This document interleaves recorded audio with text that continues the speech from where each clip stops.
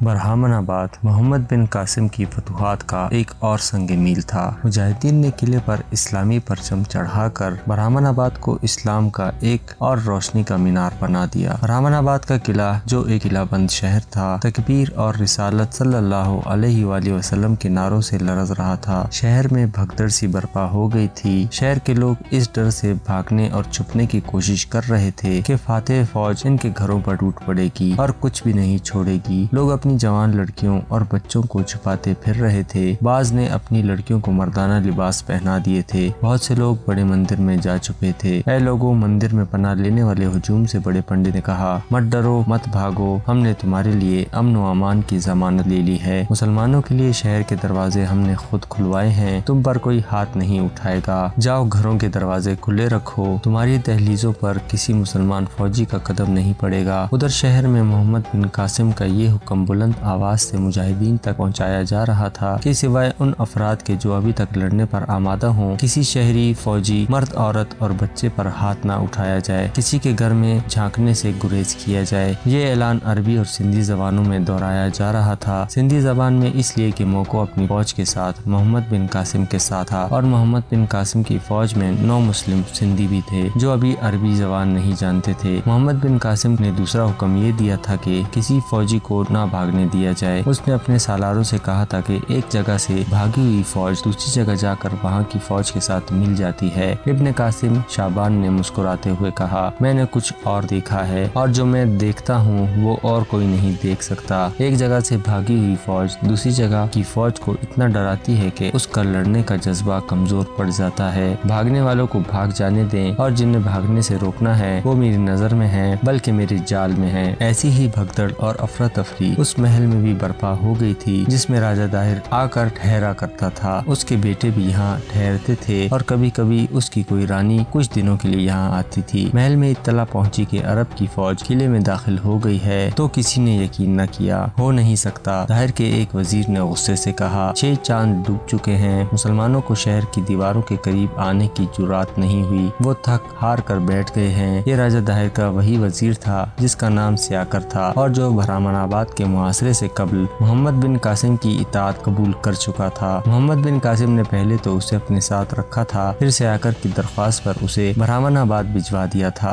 وہ برہمن آباد کی فتح کے بعد علل اعلان اطاعت قبول کرنا چاہتا تھا۔ مہاراج، ایک اور آدمی نے آ کر اطلاع دی، مسلمان قلعے میں آ گئے ہیں، رانی کو یہاں سے نکال دیں، رانی سو رہی ہے۔ سیاکر نے کہا، جب تک مسلمانوں کو میں خود نہ دیکھ لوں رانی کو نہیں جگانا۔ یہ راجہ داہر کی رانی لاڈلی تھی۔ مورخوں نے اس کا نام صرف لاڈلی ہی لکھا ہے اور یہ بھی لکھا ہے کہ لاڈلی جو ابھی جوانی کی عمر میں تھی راجہ داہر کی چہیتی رانی تھی۔ وہ راجہ کے اموار اور مسائل میں عملی طور پر دلچسپی لیتی تھی۔ اسے زیادہ تر دلچسپی فوج کے ساتھ ہی۔ سندھ کی فوج کو ہر قلعے اور ہر میدان میں شکست ہوئی، یہاں تک کہ قلعہ بند شہر اور قبضے پکے ہوئے پھل کی طرح ایک ایک کر کے محمد بن قاسم کی جھولی میں گرتے گئے۔ تو رانی لاڈلی ایک روز راجہ داہر کے سامنے جا کھڑی ہوئی۔ کیوں لاڈلی؟ راجہ داہر نے اس سے پوچھا تھا، آج تمہارے چہرے پر ہلکے ہلکے بادلوں کے سائے کیوں نظر آ رہے ہیں؟ میرے چہرے پر نہیں مہاراج، لاڈلی نے جواب دیا تھا، سارے سندھ پر بڑے گہرے بادلوں کے سائے پھیلتے جا رہے ہیں۔ یہ عرب سے اٹھی ہوئی سیاہ گھٹا ہے جس کے سائے مہران کی لہروں سے ادھر آ رہے ہیں اور مہاراج کی غیرت کو للکار رہے ہیں۔ کیا ہم مر گئے ہیں رانی؟ راجہ داہر نے کہا، ہم نے انہیں خود ادھر آنے دیا ہے۔ راجہ داہر نے اس کی طرف ہاتھ بڑھایا۔ مہاراج، رانی لاڈلی نے پیچھے ہٹتے ہوئے کہا، آج سے نہ میں آپ کی رانی ہوں اور نہ آپ میرے راجہ ہیں۔ اگر آپ کے دل میں میرا پیار ہے تو یہ پیار سندھ کی دھرتی کو دے دیں۔ اگر آپ کو اس دھرتی کے بجائے میرے ساتھ پیار ہے تو محمد بن قاسم کا سر لائیں یا اپنا سر کٹوا دیں۔ میں اب محمد بن قاسم کا یا آپ کا کٹا ہوا سر دیکھنا چاہتی ہوں۔ مسلمانوں کے قدم ارواڑ سے آگے نہ بڑھیں، ان اربوں نے مہران کے پانی کو ناپاک کر دیا ہے۔ آپ کا ہاتھ صرف اس روز میرے جسم کو چھو سکے گا جس روز محمد بن قاسم کا سر میرے سامنے زمین پر پڑا ہوا ہوگا اور اس کی فوج جھاڑو کے بکھرے ہوئے تنکوں کی طرح مہران کے سمندر کی طرف بہتی جا رہی ہوگی۔ داہر کوئی بزدل راجہ نہیں تھا، تھا، اسے بھڑکانے اور مشتعل کرنے کی ضرورت نہیں پڑی۔ وہ اپنی رانی کے جذبات کو سمجھتا تھا۔ وہ اٹھ کھڑا ہوا۔ ایسا ہی ہوگا، اس نے کہا، ایسا ہی ہوگا۔ ہمارے جسم پر پہلا حق سندھ کا ہے، تمہارا نہیں۔ تم ٹھیک کہتی ہو لاڈلی، تمہارے پاس محمد بن قاسم کا سر آئے گا یا میری لاش آئے گی جس کے ساتھ سر نہیں ہوگا۔ ایسا ہی ہوا۔ رانی لاڈلی نے بڑے جوش اور جذبے اور بڑے پیار سے طاہر کو میدان جنگ کی طرف رخصت کیا تھا۔ طاہر کے ہاتھی کی سونڈ کو اس نے چوما تھا۔ وہ نہیں جانتی تھی کہ وہ اپنے مہاراج اور مہاراجا کے دیو ہیکل ہاتھی کو، جو سفید ہاتھی کے نام سے مشہور تھا، آخری بار دیکھ رہی ہے۔ لاڈلی کو محمد بن قاسم کا سر تو نہ ملا، اپنے مہاراج کی لاش ملی جس کے ساتھ مہاراجا کا سر نہیں تھا۔ اس وقت رانی لاڈلی برہمن آباد میں تھی۔ ارواڑ کے میدان سے بھاگے ہوئے فوجی، جن کی تعداد بہت تھوڑی تھی، برہمن آباد پہنچ رہے تھے۔ لاڈلی نے ان سب کو اپنے سامنے کھڑا کر کے حکم دیا کہ برہمن آباد کی تمام فوج اس کے سامنے لائی جائے۔ کیا تم زندہ رہنے کے قابل رہ گئے ہو؟ رانی لاڈلی نے اپنی فوج سے کہا۔ وہ گھوڑے پر سوار تھی۔ کیا تم اپنی بیویوں کا سامنا کر سکو گے؟ تم سے زیادہ ناپاک اور کون ہوگا جس کی دھرتی پر دوسرے ملک سے آئی ہوئی تھوڑی سی فوج دندناتی پھر رہی ہے؟ تمہارے مہاراج نے میرے ساتھ وعدہ کیا تھا کہ وہ محمد بن قاسم کا سر لائیں گے یا اپنا سر کٹوا دیں گے۔ مجھے اطلاع مل چکی ہے کہ مہاراج کی لاش مل گئی ہے لیکن سر کے بغیر ہے۔ تمہیں شرم آنی چاہیے کہ تمہارے جسموں کے ساتھ تمہارے سر موجود ہیں۔ تم گھروں میں بیٹھ جاؤ، اب ہم لڑیں گے۔ میں عورتوں کو مسلمانوں کے خلاف لڑاؤں گی۔ اگر ہم ہار گئیں تو مسلمان ہمیں اپنے ساتھ لے جائیں گے۔ ہم خوش ہوں گی کہ ہم ایک بہادر قوم کی لونڈیاں بن گئی ہیں۔ لاڈلی نے اس فوج میں سے کچھ عہدیدار، ٹھاکر اور چنے ہوئے سپاہی اکٹھے کیے۔ کسی بھی تاریخ میں ان منتخب افراد کی صحیح تعداد نہیں ملتی۔ ایک اشارہ ملتا ہے کہ یہ تعداد کم از کم 1500 سے زیادہ 2000 تک تھی اور یہ فوج اس کی کریم تھی یا جیسے دودھ کی بالائی اتاری ہوئی ہو۔ لاڈلی نے اس دستے کو اپنی کمان میں لیا اور اس کی ٹریننگ شروع کر دی۔ ٹریننگ کے 2 پہلو تھے، ایک جسمانی اور دوسرا جذباتی۔ جسمانی طور پر تو یہ سپاہی وغیرہ تربیت یافتہ ہی تھے اور انہیں لڑائی کا بھی تجربہ تھا، لیکن جذباتی لحاظ سے انہیں اور اس قدر مشتعل کرتی رہی کہ وہ ارواڑ جا کر مسلمانوں پر حملہ کرنے کو بےتاب ہونے لگے تھے۔ ان کی تنخواہیں دوسرے فوجیوں کی نسبت زیادہ تھیں اور انہیں ایسی امارات دی گئی تھی جو دوسرے فوجی کو کبھی نہیں دی گئیں۔ پھر اس دستے کے لیے نقد انعام مقرر کیے گئے جو انہیں مسلمانوں کو شکست دینے کے بعد ملنا تھا۔ نقد انعام کے علاوہ ایک انعام یہ بھی مقرر کیا گیا تھا کہ فتح پر ہر فرد کو ایک جوان لڑکی دی جائے گی۔ محمد بن قاسم جب برہمن آباد کو محاصرے میں لے رہا تھا تو قلعے کے اندر سے فوج کے 2-3 دستے باہر آ کر مسلمانوں پر حملہ کرتے اور واپس قلعے میں چلے جاتے تھے۔ یہ حملہ زیادہ تر لاڈلی کا یہ دستہ کرتا تھا۔ محاصرے کے آخری 2 مہینوں میں رانی لاڈلی نے اس دستے کو اپنے پاس رکھ لیا تھا۔ اسے امید تھی کہ مسلمان محاصرہ اٹھا کر چلے جائیں گے اور اس وقت ان پر یہ دستہ حملہ کرے گا۔ رانی لاڈلی نے اس دستے کو باولا اور خونخوار بنا دیا تھا۔ یہ دستہ محل کے قریب ہی کہیں رکھا گیا تھا۔ محمد بن قاسم کی فوج اس طرح شہر میں داخل ہوئی کہ اس دستے کو خبر ہی نہ ہوئی، لیکن محمد بن قاسم کے جاسوسی کے سربراہ شعبان کو قلعے میں داخل ہوتے ہی پتہ چل گیا کہ یہاں جانبازوں کا ایک دستہ بھی ہے۔ برہمن آباد میں شعبان کے جاسوس بھی موجود تھے جو سندھ کے باشندے تھے۔ جب مسلمان قلعے میں داخل ہوئے تو ان جاسوسوں نے شعبان کو قلعے کے اندر کی تمام رپورٹیں دی تھیں۔ ان میں چند ایک بڑے قیمتی راز تھے اور اس دستے کے متعلق بھی جاسوسوں نے تفصیلی رپورٹ دی تھی۔ شعبان نے محمد بن قاسم کو بتا کر ایک دستہ ساتھ لیا اور اس دستے کو گھیرے میں لے لیا۔ اتنی محنت سے تیار کیا ہوا جانبازوں کا دستہ لڑنے کے لیے تیار بھی نہیں ہوا تھا کہ پکڑا گیا۔ اس دستے کے پکڑے جانے سے محل والوں کو یقین ہو گیا کہ محمد بن قاسم اپنی فوج کے ساتھ شہر میں داخل ہو گیا ہے۔ اس وقت وزیر سیاکر نے رانی لاڈلی کو جگایا۔ دن کا وقت تھا اور وہ گہری نیند سوئی ہوئی تھی۔ رانی سیاکر نے اسے کہا، عرب کی فوج شہر میں آ گئی ہے۔ تم مسلمانوں سے اتنے خوفزدہ ہو کہ وہ محاصرے سے تھکے ہارے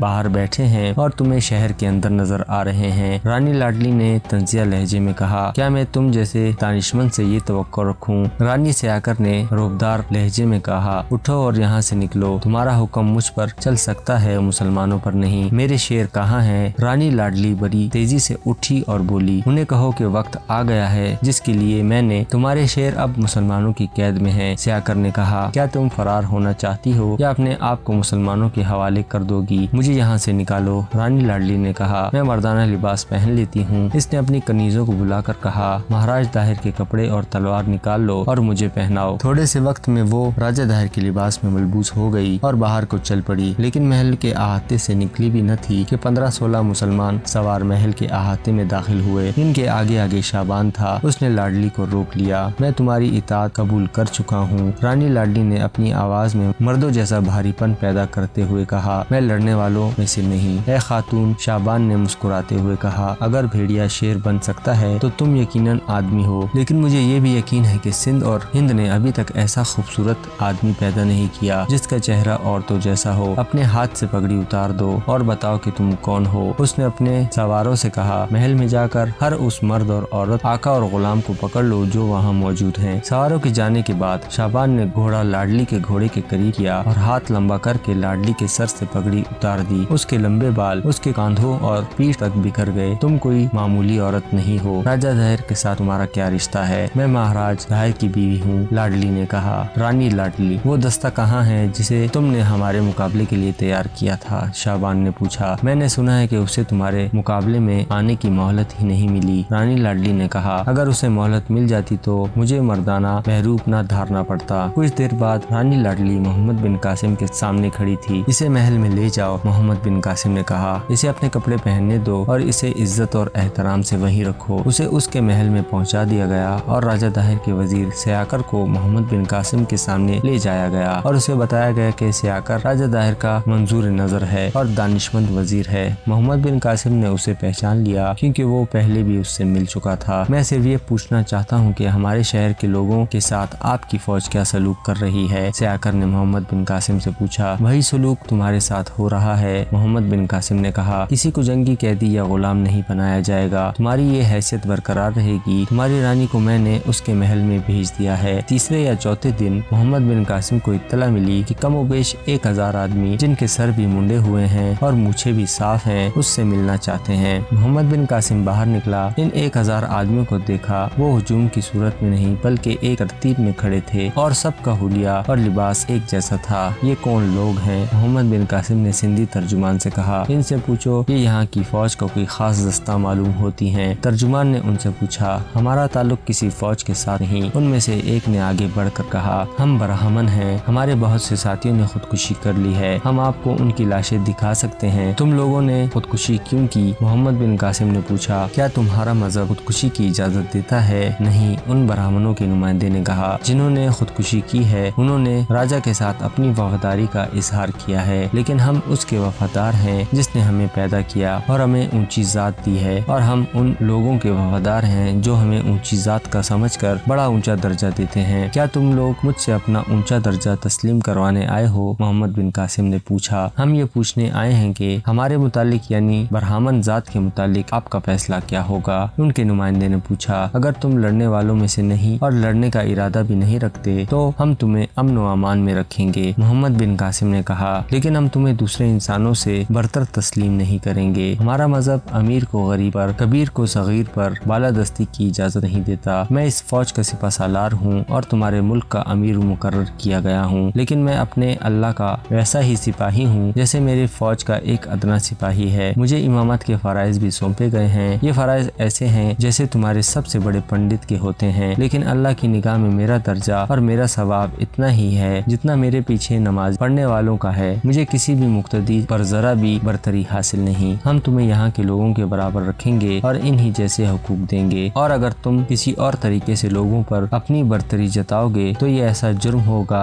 جسے ہمارا دین کا ضابطہ معاف نہیں کرے گا۔ ہم آپ کے اس حکم کی تعمیل کریں گے۔ برہمنوں کے نمائندے نے کہا، اے سالار اسلام، ہمیں یہ بتائیں کہ ہمیں اپنے مندروں میں عبادت کی آزادی حاصل ہوگی یا نہیں، یا آپ تلوار کی نوک پر ہمیں اپنا مذہب قبول کرانے پر آمادہ کریں گے؟ میں یہ حکم جاری کر چکا ہوں کہ کسی بھی مذہب کی عبادت گاہ کو نقصان نہیں پہنچایا جائے گا اور نہ ہی کسی کی بے حرمتی کی جائے گی۔ محمد بن قاسم نے کہا، ہم کسی غیر مسلم کو قبول اسلام پر مجبور نہیں کریں گے۔ میں تمہیں یہ ضرور کہوں گا کہ ہمارے مذہب کی تعلیمات کو غور سے دیکھنا اور یہ بھی دیکھنا کہ ہم لوگ ان تعلیمات کے مطابق عمل کرتے ہیں یا نہیں۔ ہمارا راجہ مارا گیا ہے، برہمنوں کے نمائندے نے کہا۔ ہم اس کے وفادار تھے، اس کے ماتم میں ہم نے اپنے سر منڈوا دیے ہیں۔ یہ ہمارے ہاں کا رواج ہے کہ باپ مر جاتا ہے تو سب سے بڑا بیٹا اسرے سے سر منڈوا دیتا ہے۔ اب آپ ہمارے راجہ ہیں، ہم آپ کے ساتھ ویسے ہی وفادار رہیں گے جیسے اپنے راجہ کے ساتھ ہے۔ مورخوں نے محمد بن قاسم اور ان پنڈتوں کی اس گفتگو کے بعد لکھا ہے کہ محمد بن قاسم راجہ داہر کے خاندان کے افراد کے متعلق صحیح معلومات لینا چاہتا تھا۔ اس نے ان برہمنوں سے کہا تھا کہ وہ اس کے وفادار ہیں تو بتائیں کہ راجہ داہر کے خاندان کے اور افراد کہاں کہاں موجود ہیں جو مسلمان طوفانوں کے خلاف لڑنے کے لیے تیاری کر رہے ہیں۔ یہاں صرف رانی لاڈلی تھی۔ بڑے برہمن نے کہا، اسے آپ اپنے پاس لے آئے ہیں۔ اس نے فوج میں سے بہت سے آدمیوں کو نکال کر اپنے ساتھ رکھ لیا تھا۔ یہ بڑے وحشی اور خونخوار سپاہی تھے، آپ نے انہیں بھی پکڑ لیا ہے۔ رانی لاڈلی آپ کے لیے بہت خطرناک ثابت ہو سکتی ہے، اسے آپ زہر سے بھری ہوئی ایک ناگن سمجھیں، آپ نے اس کا زہر مار ڈالا ہے۔ ہم اپنی وفاداری ثابت کرنے کے لیے ایک اور بات آپ کو بتاتے ہیں۔ ایک اور برہمن نے کہا، رانی لاڈلی جوان عورت ہے، آپ نے اس کا حسن دیکھ لیا ہے، اس کی آواز میں موسیقی کا ترنم ہے، اس کے جسم میں طلسماتی سی کشش ہے، اور آپ نوجوان ہیں، کہیں ایسا نہ ہو کہ یہ طلسم آپ کی جوانی کو اندھا کر دے۔ محمد بن قاسم نے کچھ بھی نہ کہا، اس کے چہرے پر جو تاثر پہلے تھا وہی رہا۔ دوسری عورت جو آپ کے لیے خطرناک ثابت ہو سکتی تھی وہ ماہین رانی ہے۔ برہمنوں کے نمائندے نے کہا، آپ کو شاید معلوم ہوگا کہ مہاراج کے ساتھ اس عورت کے دو رشتے تھے، وہ مہاراج کی سگی بہن تھی اور اس کی بیوی بھی تھی۔ ہم پہلے ہی ڈرتے تھے کہ ہم پر بھگوان کا قہر ٹوٹے گا۔ ماہین رانی کہاں ہے؟ محمد بن قاسم نے پوچھا۔ ہم کوئی پکی بات نہیں بتا سکیں گے، برہمن نے کہا، سنا ہے اس نے اپنے آپ کو ستیق کر لیا ہے۔ کہاں؟ یہاں، برہمن نے جواب دیا۔ اسی شہر میں آپ کو وہ جگہ تلاش کرنی پڑے گی۔ ہم نے سنا ہے کہ ماہین رانی نے ایک غیر آباد مقام پر لکڑیاں اکٹھی کر کے آگ لگائی اور خاموشی سے ان لکڑیوں پر بیٹھ گئی۔ محمد بن قاسم نے ان برہمنوں کو رخصت کر دیا۔ ان کے جانے کے بعد محمد بن قاسم نے شعبان کو بلایا اور اسے ماہین رانی کے متعلق برہمنوں کی بات سنا کر کہا کہ دیکھا جائے کہ برہمنوں کی یہ بات کہاں تک صحیح ہے۔